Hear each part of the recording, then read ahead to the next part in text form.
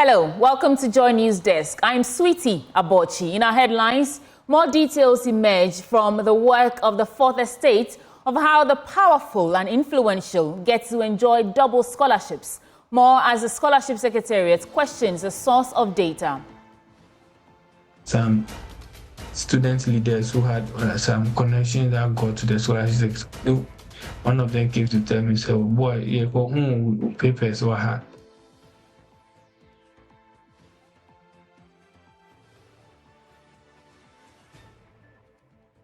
The Chamber of Bulk Oil Distributors predicts continued increase in petroleum product prices in the coming months due to the depreciation of the cedi against major foreign currencies. Selection of finalists of this year's JoyNews Impact Makers Awards begin.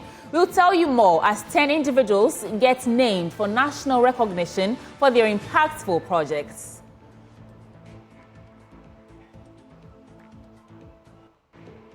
We have details within the hour. Stay for that. My name is Sweetie Abochi. Let's get into the news in detail.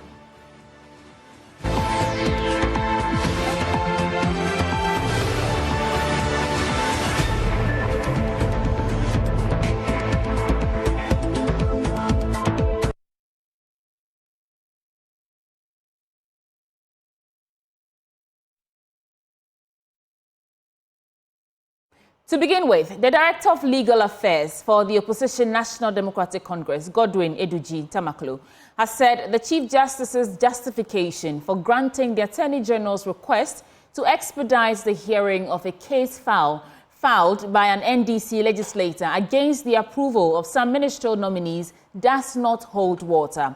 On Thursday, April 4th, the Chief Justice Gertrude Tokono stated that the content of the letter from the AG for the request was cogent enough to warrant her granting of the request. But speaking on JoyNews, Director of Legal Affairs of the NDC, Tamakloe, said the Chief Justice couldn't have treated the Dafeamekpor case in isolation. Wednesday, when the court dismissed the injunction application, it's a week now, has Parliament been recalled? No. So if the decision was that because we're going on Easter break, the court needed to expedite a decision on the issue of the ministerial appointment, what has been the effect? The process to get Parliament to sit when it adjourns is to get a certain number of MPs to do A, B, C, D. And so the fact that we're going to Easter break and therefore there was a need for expedited hearing. I mean, so as far as the letter from the NDC or the statement from the NDC is concerned, this explanation doesn't solve the problem. It doesn't. I mean, even when you hear the Chief Justice explain that in the case of the Roxanne Dafeamekpor, it had implications on the running of government. I mean, that certainly is not the case in the Richard Sky case, is it? I do not know when you say it has implications for the running. As we speak, Kwejo Nkrumah is all over the place working, correct? Yes. Anta is still our finance minister working. Well, we had ministries that didn't have substantive ministers. For example, the tourism ministry, for example, had a new minister who needed to be approved by Parliament. In fact, even prior to this, I have seen some of the ministers already doing press conferences. Yeah, but that's not what we're talking about. We're talking about substantive matters of signing contracts and getting projects on the road. If a minister is not sworn in, he lacks the authority. No, per our constitutional arrangement, one, there is no substantive minister. A substantive minister in another ministry holds the fort. So if it's about governance, I do not see where this matter is coming from. As far as the concerns raised in our press release, signed by the General Secretary of the party, is concerned, I do not see how this explanation resolves the matter. The National Petroleum Authority on April 4th instructed all oil marketing companies and related stakeholders to impose a levy of 16 pesos per litre on petrol, 14 pesos per litre on diesel, and 14 pesos per kilogram of liquefied petroleum gas as a result of the levy's suspension. This followed the withdrawal of price stabilization recovery levy on the price build-up of petroleum prices. National Petroleum Authority Now, a move that has caused public resentment. Speaking on JoyNews, ranking member on the Energy Committee, John Jinapor, said the decision by the NPA is obnoxious and unfortunate. He spoke to my colleague, Evans Mensah. What the NPA is trying to do falls outside their remit under Act 691 of 2005. They don't even have that authority, in my opinion, to decide that there will be certain floor prices. To say that you are setting a floor price and that all the OMCs should not sell below that floor price, I find it extremely problematic. So what you are essentially saying is that the benefit of a reduced price should not go to consumers. And already, if you check, the consumption of LPG is going down. So the main essence of this cylinder recirculation and LPG promotion is defeated because of the cost element. And now look at this obnoxious policy they are trying to introduce. I find it very, very unfortunate. What is it that you plan to do about this if you insist that the NPA is overstepping his remit?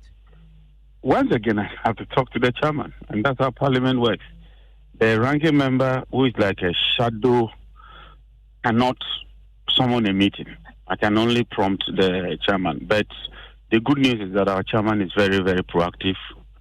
He is not partisan. He has the nation's interest at heart. So when I communicate with him, I'm very, very sure that we'll do the needful.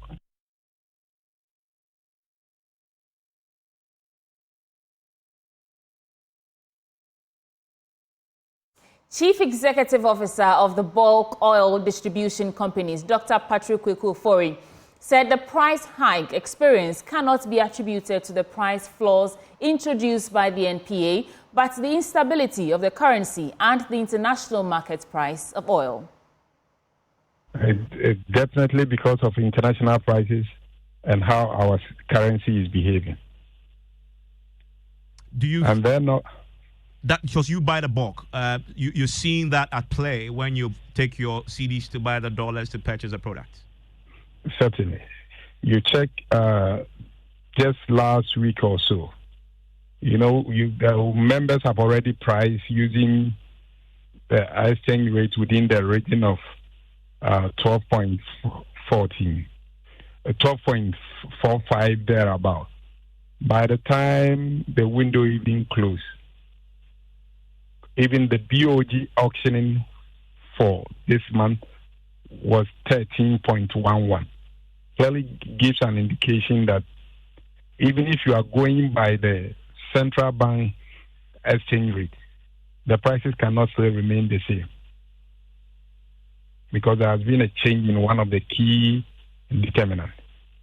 Once the cedi keeps on depreciating and international prices doesn't come down, it will be difficult for anybody to give prices that are not realistic.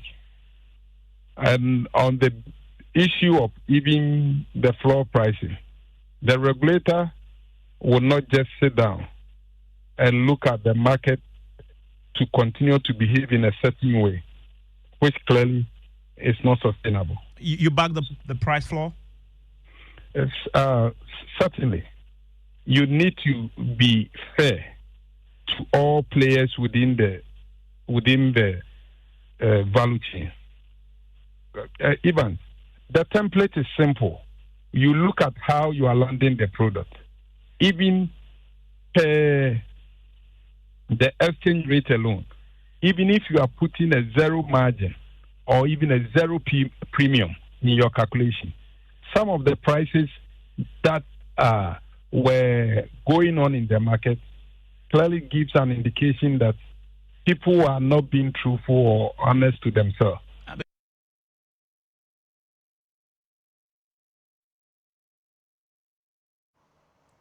In other stories, flag bearer of the governing New Patriotic Party, Dr. Mahamudu Bawumia, has raised concerns regarding the ongoing investment in sponsorships of subjects that are deemed non-critical to the country. He emphasized the necessity to redirect such scholarships towards acquiring skills essential for addressing fundamental challenges, particularly within the health sector. Dr. Bawumia made these remarks during his bold solutions for the future engagement with the Pharmaceutical Society of Ghana. But we are going to start with a fresh slate for all companies, for all individuals. Ghana will go to a flat tax system. Our current tax system has failed us. We need a bold new initiative in the area of taxation. And I need your support. We need to redirect scholarships to what our skills needs are. We are giving scholarships for all sorts of subjects that we don't really have a skills need for. And we need to relook at that matter. The pharmacists and the specialization is a #1 skills need. Let us get some more scholarships for the pharmacists and we will get it. Meanwhile, the Pharmaceutical Society of Ghana has endorsed the position of Dr. Mahamudu Bawumia, stating that the lack of incentives is pushing more professionals out of the country. Dr. Samuel Donko is president of the Pharmaceutical Society of Ghana. News when the president said that he agrees with the fact that scholarships should be provided. And indeed, the Ghana Scholarship Secretariat should be doing this for pharmacists to get into all these areas of specialization. Science is evolving, healthcare is evolving. Gone are the days when you come out as a pharmacist and you are, for example, in the hospital, you could do everything. Now there's the need for sub-specialization. And the Ghana College of Pharmacists is there. Are you saying that currently there is nothing like that, a scholarship for specialization? No scholarship, there's no funding, there's no support for students of the Ghana College of Pharmacists. And these are professional pharmacists who have enrolled to become specialists and consultant pharmacists, and there's no support for them at all. Okay, so what danger is this exposing the country to? The dangers, if you say danger, the far about is that the individuals are paying from their pockets, and at the end of the day, it's quite difficult, and so many people might not be able to enroll. So that's the only bit about it that we would see. And when you don't give them the support, there's no incentive for them to go to the college. And statistics also show, or studies have shown, that when they finish school and they stay and they do the specialization course, the likelihood that they will leave the country is very, very low. Because once you go through a program, become a specialist or consultant in various areas of pharmacy practice, you are likely to stay in the country to practice. But where there are no such opportunities, a number of them will look for opportunities outside in order for them to go and practice. Clinical pharmacy has evolved, and there's a real need for that support to be granted. Pharmaceutical Society of Ghana this year, we offer scholarship to 6 of those students. We intend on our own to give some partial sponsorship or scholarships to a number of them. But the truth is that it is the responsibility of government to provide the needed scholarships for them to be able to get this advanced enhanced knowledge. And the Scholarship Secretariat has so much money. We saw a report of huge sums of money sitting at Ghana Scholarship Secretariat and how the monies are being disbursed. And we think that it would be more appropriate if these funds are disbursed for programs like pharmacist specialization or courses in various fields of pharmacy and medicines and other healthcare related programs that will inure to the benefit of the citizens of this country. This is the first time a flag bearer is coming to me.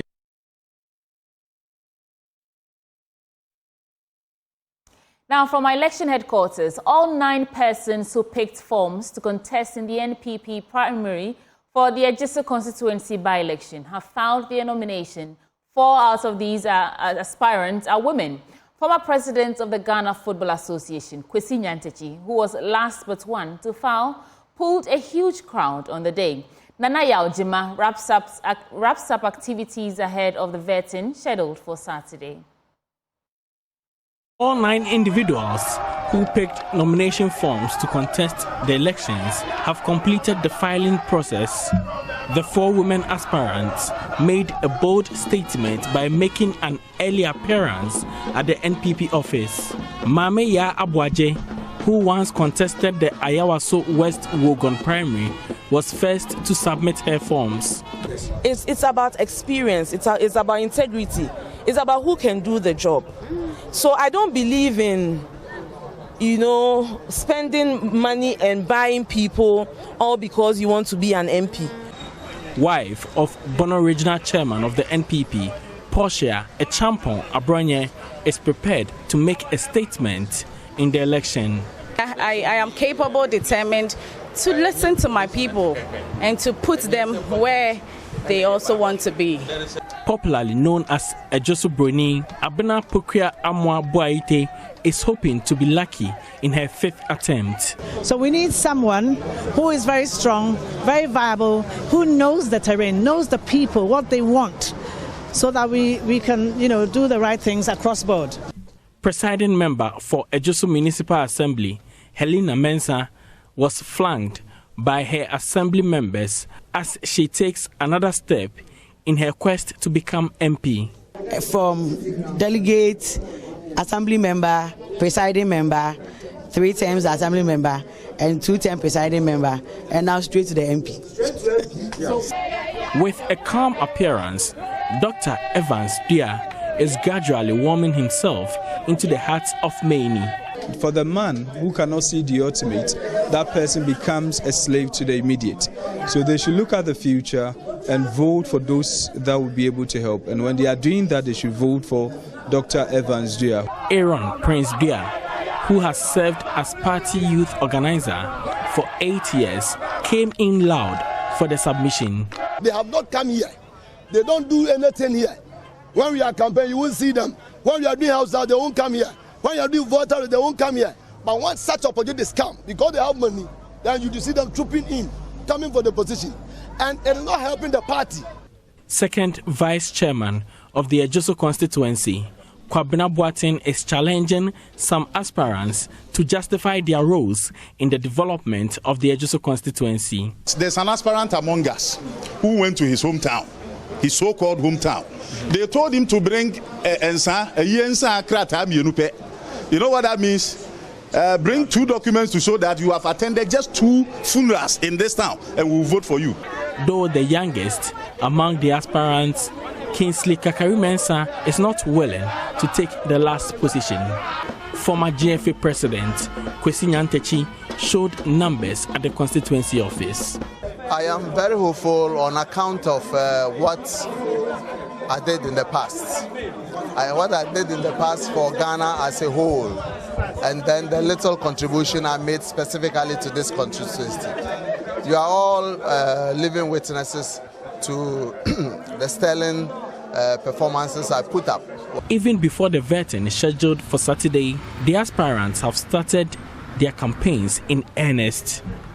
For JoyNews, Nana Ojima, Ayawaso.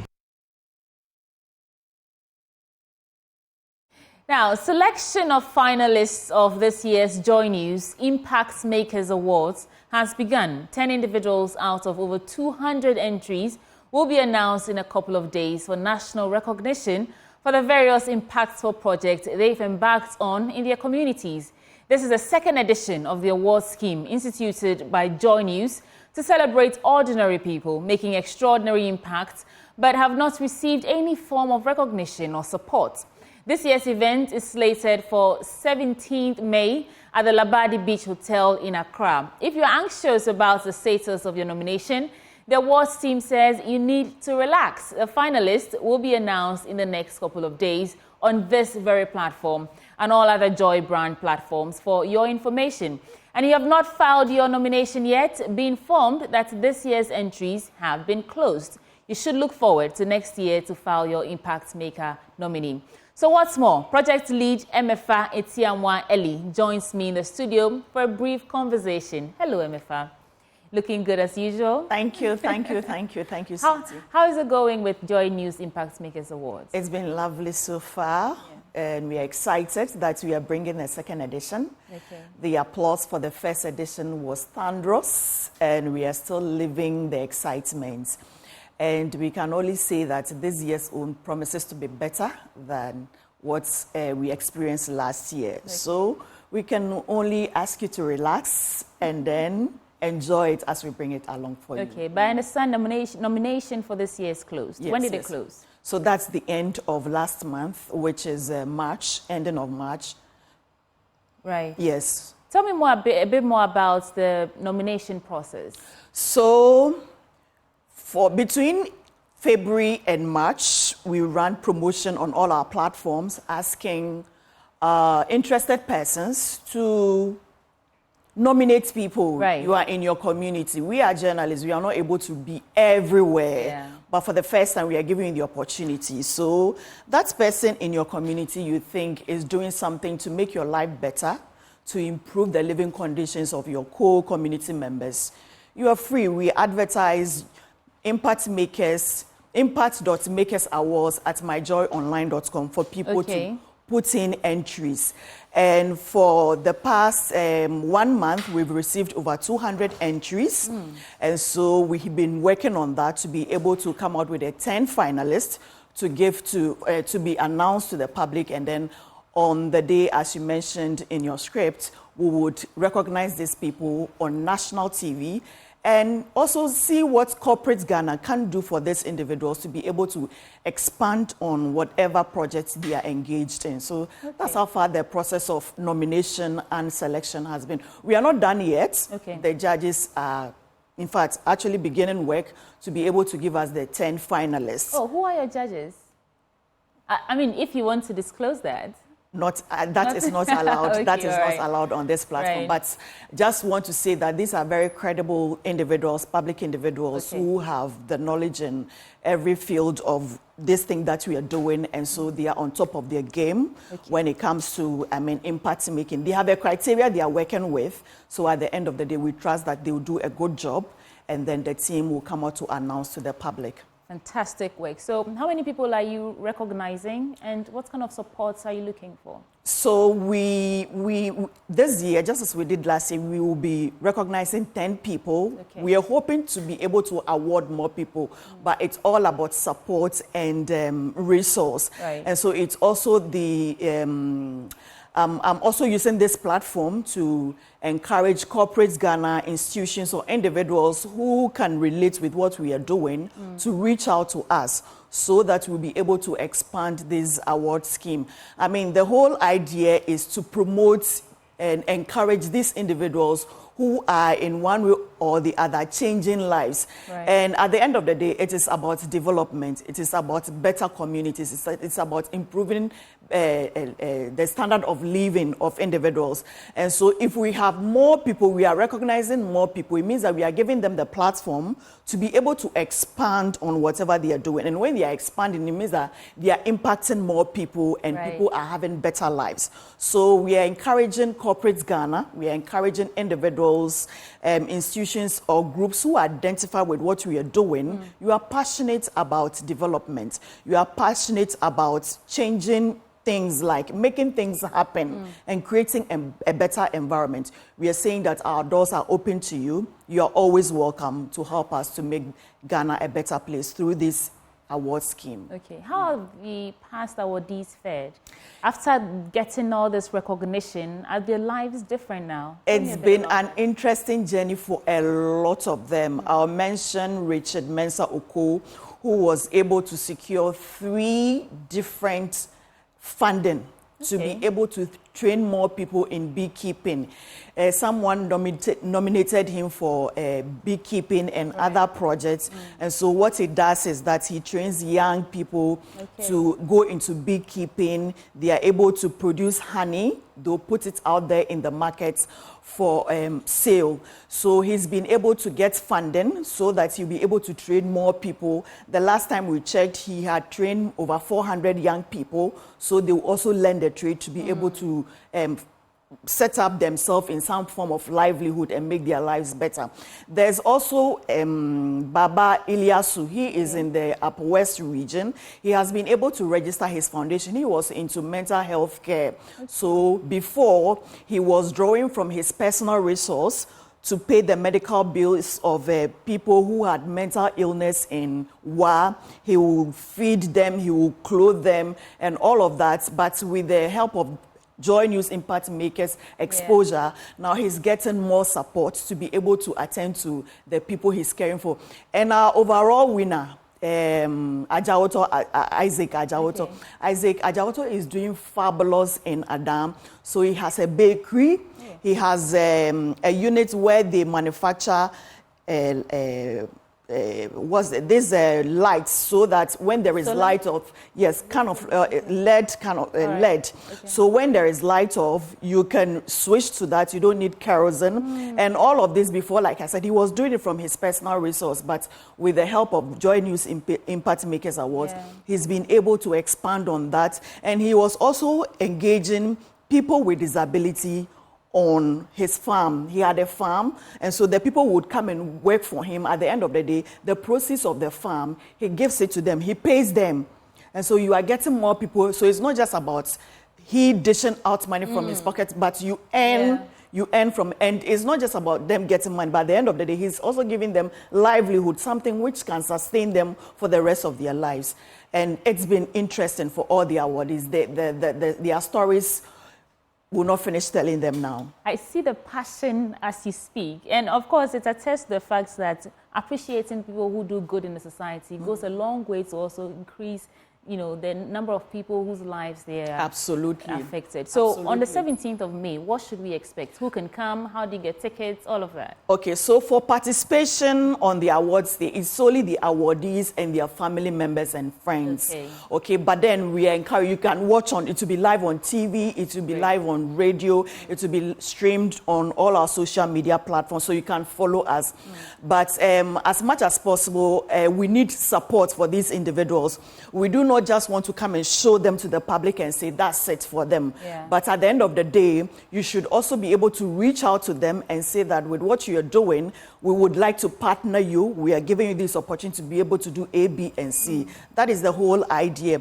And then eventually, we will all feel good. I mean, when everyone is engaged, you know that these issues about unemployment, these issues about youth violence, people not having anything to do. And so they said the devil finds work for the idle hand. But so if you get them engaged, then you are rest assured that the environment you are living in is safe. So that's it. So on the 17th, we are organizing a dinner for them to present them with awards. We'll also tell the public more about the projects they are engaged in, and to know how the public can help what they do. Essentially, that is it.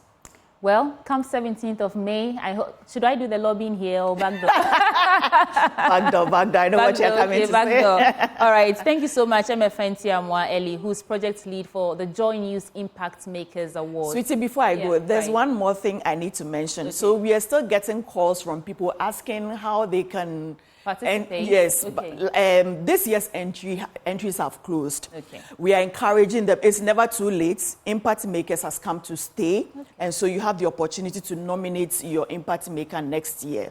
Who knows, that person would be recognized as well. So don't be discouraged at all, and don't be bothered because your nominee have not been selected, or probably you didn't get the opportunity to nominate the person you want. JoyNews Impact Makers Awards would be on next year, so you have the opportunity to celebrate the individual you want to celebrate in your community. Thank you so much, MFA. Oozing with so much passion. That's our project lead for the Impact Makers Awards, and stay tuned for that. On the 17th of May, we'll bring you all the details. Now, moving on, more details are emerging from the Scholarship Bonanza, a work by the Fourth Estate detailing how the powerful and influential are grabbing double scholarships. But the Registrar of the Scholarship Secretariat, Kingsley Ajiman, is questioning the source of data. Let's take a look at some excerpts.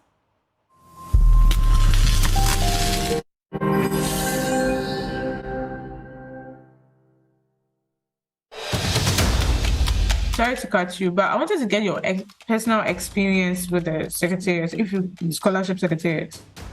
Like your experience with the application process and how the outcome of it. So the application, I think my boss at the time, he sent me the link. It was a WhatsApp message. These opportunities has opened. I should try and apply. So that's why I heard about the get first or not get funded scholarship secretariat. So they send a link. Either you apply through that link and send some emails, or you send hard copies of your documents to an office in Accra. So I did both. I did the online application and also have somebody send my documents to the office in Accra. Never heard anything from them, no rejection letter, nothing.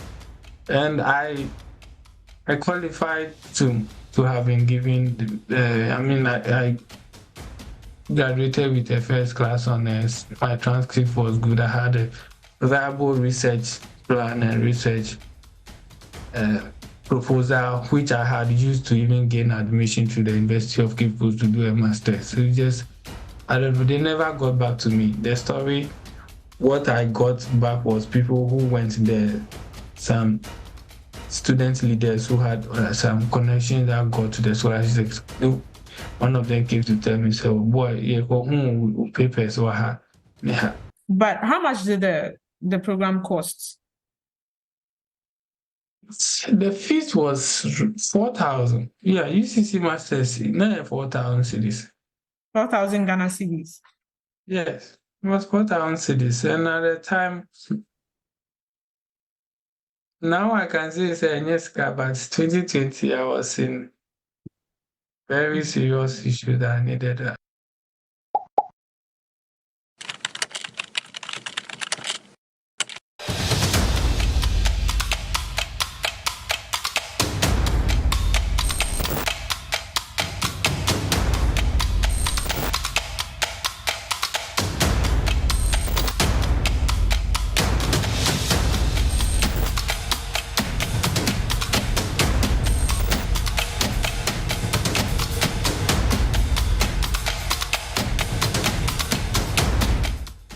This is local. This is also local. This is also local. This is foreign. Side. This is local. Local as well. So I think we should start with this. We should focus on this one. It's just a silver one. Yeah. Mm.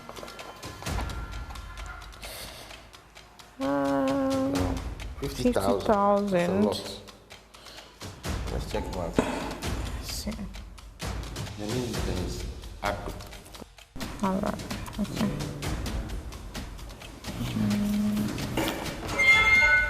He has a nice portfolio. Seems like someone who is well accomplished. And oh, okay. It says here too that he was appointed to the board of the National Health Insurance Authority in 2017. Wow. This guy can certainly not be a needy person. He's not a needy person. He doesn't, his portfolio.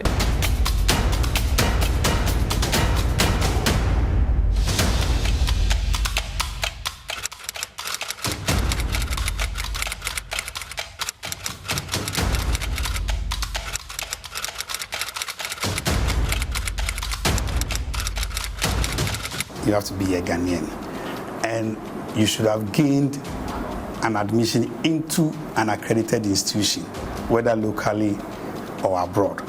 This was a question I asked during my orientation in 2017. When they were taking me through the kind of selection process, and they were mentioning need. A person has to be a needy person, this. So I asked, how do you sit in Accra and determine who a needy person is? Who a needy person is, where the person resides, let's say, up north or far east. Do you use voodooism? And I realized that it was more based on experience than a more rigorous system. So I began developing a decentralization process. So I know you might have heard. I was the first to introduce the scholarship decentralization application or selection system.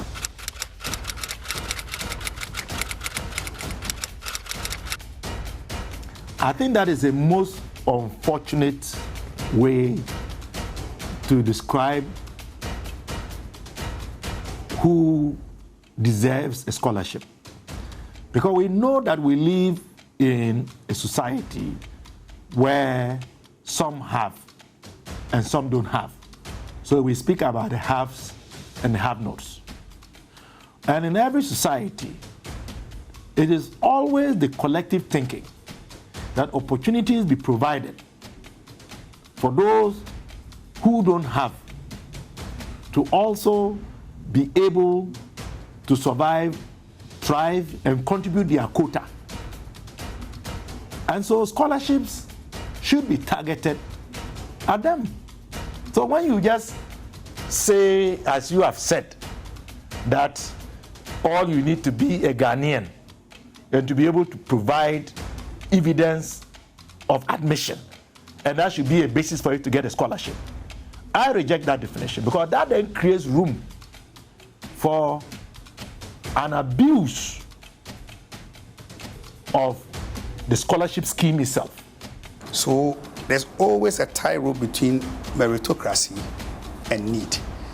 Who is the Ghanaian, and how do you describe a needy person under the Ghanaian dispensation?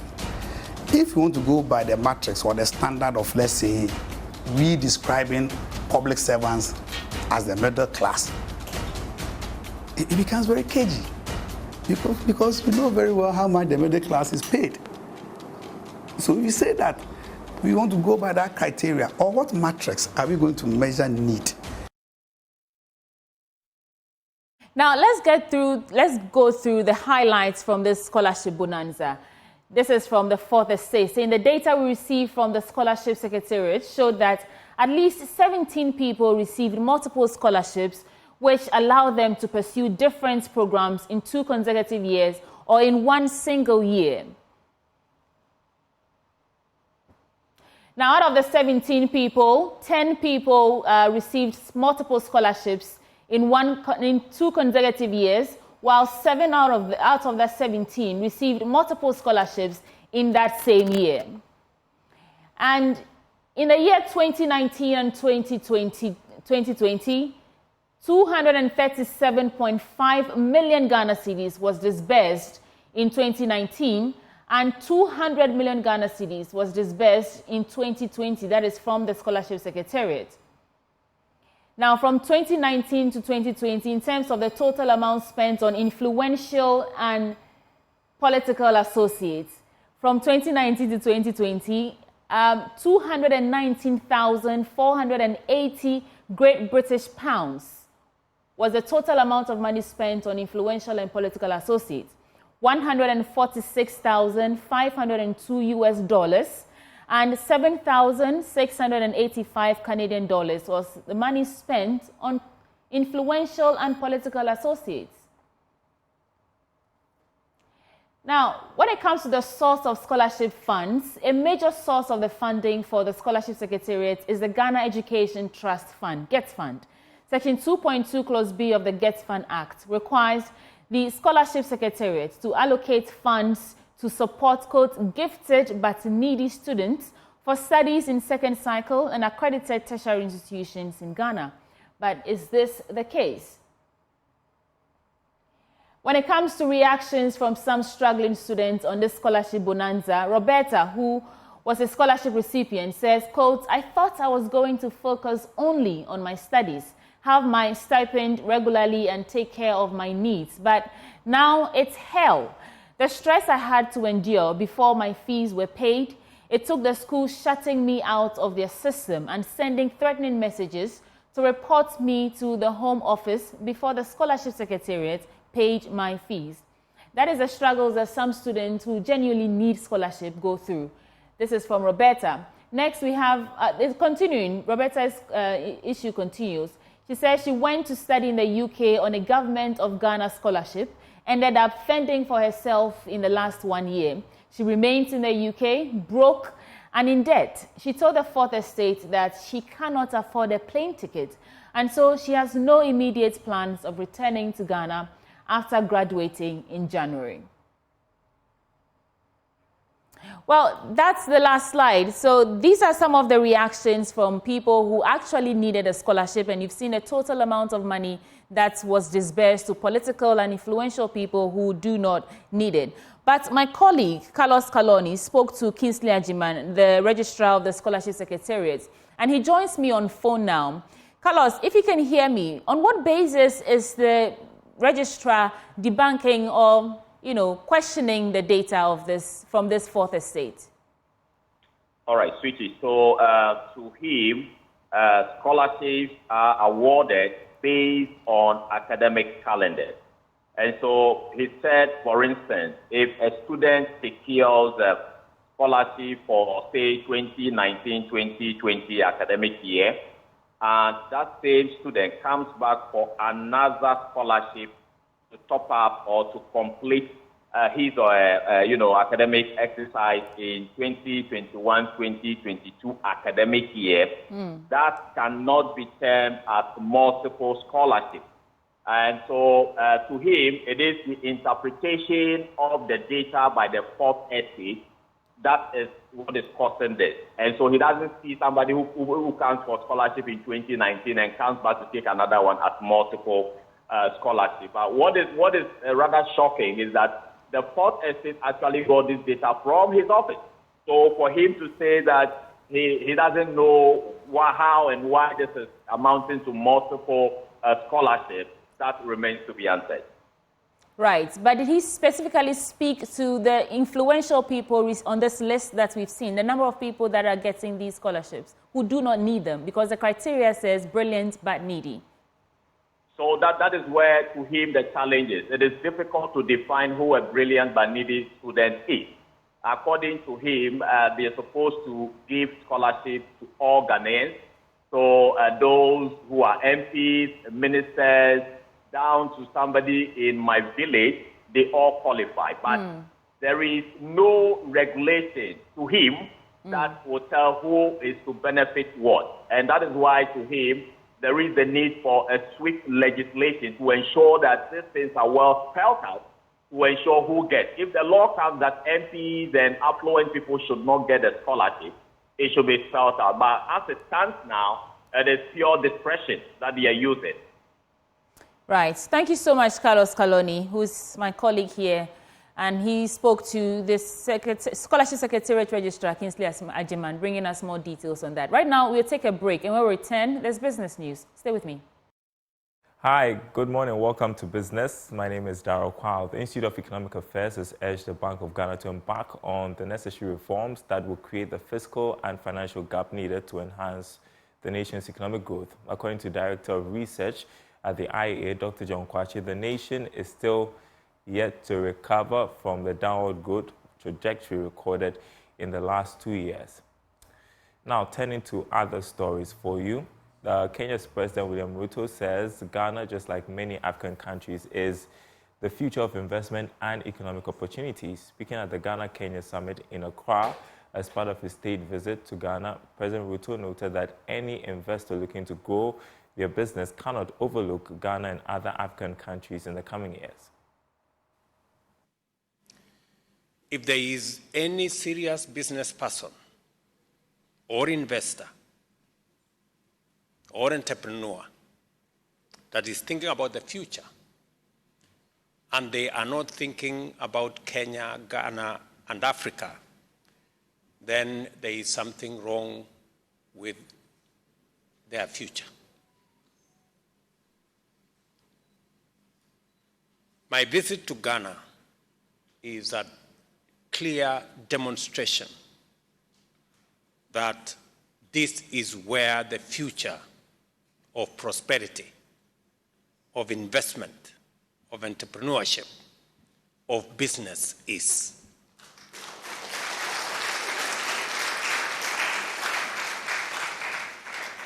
And I am greatly inspired listening to the business people in this room, beginning to understand the huge opportunity, the tremendous potential that exists in our continent. Investors, and I keep telling my countrymen in Kenya, investors don't necessarily have to be white, foreign. Sometimes they are your brother and sister next door. And it is important for you, as business people, to begin to open up your mind to the opportunities that exist within our borders. It is not possible to be prosperous when your neighbor is not. It's difficult. From the community I come from, it is said you can share wealth, but you cannot share poverty. It's difficult to share poverty. And so, the prosperity of Ghana is beneficial to the prosperity of Kenya. Or let me put it much more correctly. The prosperity of Ghana is good for Kenya and vice versa. Because that's how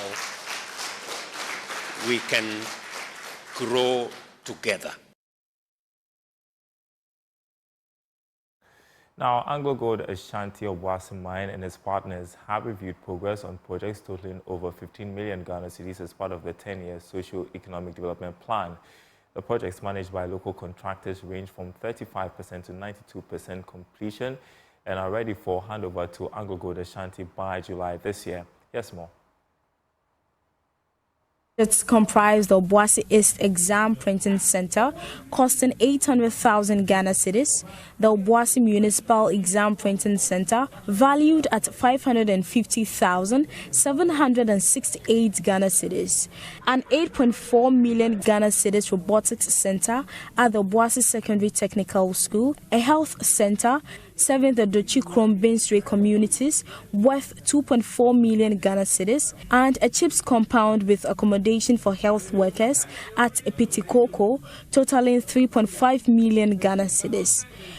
In a post-inspection interview, Mavis Nana Yache, Social and Gender Superintendent at AGA Obuasi Mine, emphasized the collaborative approach taken in project implementation. Okay, so today's visit is part of the governance expectation of implementing SCDP. We've instituted a quarterly multi-stakeholder monitoring exercise because we are not developing in isolation. We are developing with the community, and with our value we envisage or we believe in collaboration. So we collaborate with the media, the district assemblies, the community and our contractors to make sure that our projects are successful. That is why we've instituted the quarterly multi-stakeholder monitoring exercise to take views from all partners to make our project sustainable for the future. Obuasi Municipal Chief Executive Elijah Adansi Bona commended AGA's efforts, noting the transformative impact of the mine's return on local development. He highlighted the emerging status of Obuasi as a health hub in the Ashanti region, attributing it to the AGA's health sector initiatives. Obuasi is gradually becoming the health hub in Ashanti region, if not in Ghana, in Ashanti region. Because today we visited 4 sites. 2 of them not health. We have Epitikoko is a health center, and then the Chua Binsre one is also a health center. Aside from these, there are more to be built. So it's important because you see, mining is associated with so many negative effects. So if you have such facilities in your municipality, it means that the company is also ready to support us as we live with them.